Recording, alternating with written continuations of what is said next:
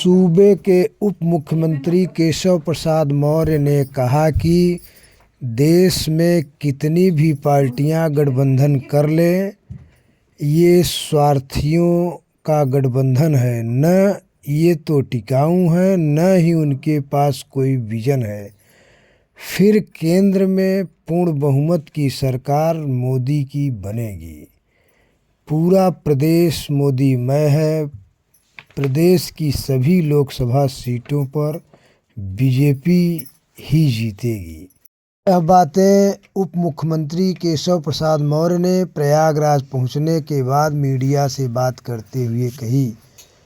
उन्होंने कहा कि अखिलेश यादव 2 लोकसभा सीटों पर लड़ लें, चाहे वह पूरे प्रदेश में लड़ लें, लेकिन जीतेंगे कहीं से भी नहीं। उन्होंने कहा कि राम लहर है, मोदी लहर है। विपक्ष को यह लगता है कि मोदी के 2024 विजय रथ को रोक लेंगे, तो यह असंभव है। हम पूरी मजबूती से चुनाव लड़ेंगे। हम 80 के 80 सीटों पर विजयी होंगे। उन्होंने समाजवादी पार्टी के आड़े हाथे लेते हुए कहा कि समाजवादी पार्टी परिवारवाद की पार्टी है। इनकी भारतीय जनता पार्टी को सलाह की आवश्यकता नहीं है। भारतीय जनता पार्टी चमत्कार हमेशा करती है और करती रहेगी।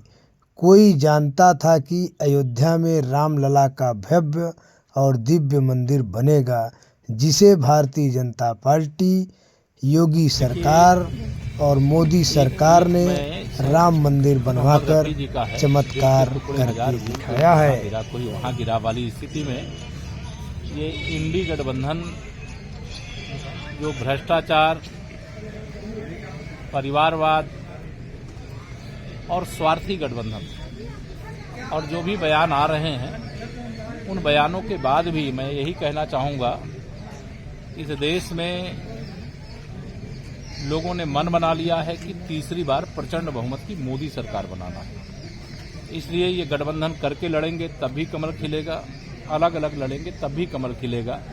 बाकी स्वार्थियों का गठबंधन है, न टिकाऊ है और न उनके पास कोई विजन है। विश्व के सबसे लोकप्रिय नेता माननीय नरेंद्र मोदी जी हैं और उनके नेतृत्व में देश आगे बढ़ रहा है, दुनिया में भारत की पहचान बढ़ रही है। आखिर अखिलेश यादव 2 जगह से चुनाव लड़ने की क्यों बात कर रहे हैं, कन्नौज और आजमगढ़? 2 जगह नहीं, 80 सीटों में लड़ लें, लेकिन उसके बाद भी कहीं जीतेंगे नहीं।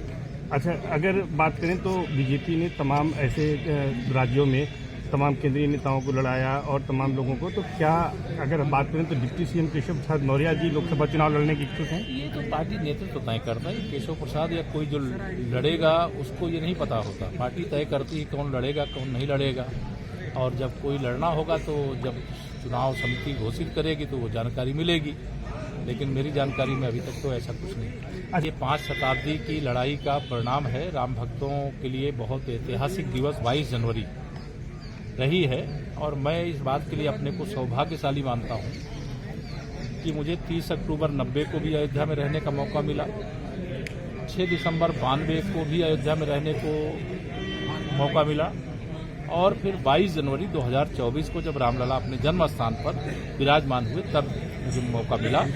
तो राम लहर है, मोदी लहर है। अब विपक्ष अगर कोई सोचता है कि माननीय मोदी जी के विजय रथ को वह 2024 में रोक लेगा, तो मुझे तो असंभव लगता है। लेकिन चुनाव है, लोकतंत्र है, हम पूरी मजबूती से लड़ने की तैयारी कर रहे हैं और 80 की 80 उत्तर प्रदेश की लोकसभा सीटें जीतेंगे।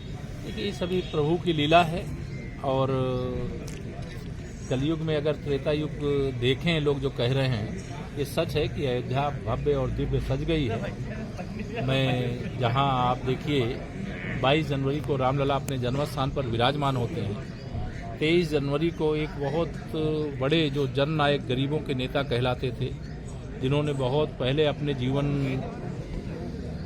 काल में ही कह लीजिए जब मुख्यमंत्री थे, उन्होंने सबका साथ सबका विकास का रास्ता चुना था। उनको भारत रत्न का सम्मान देने का काम माननीय प्रधानमंत्री मोदी जी ने किया है। आज जब मैं प्रयागराज आया हूं तो पौष पूर्णिमा है और पौष पूर्णिमा की सबको शुभकामनाएं हैं और कल गणतंत्र दिवस है, उस समारोह का भी हिस्सा बनूंगा प्रयागराज में।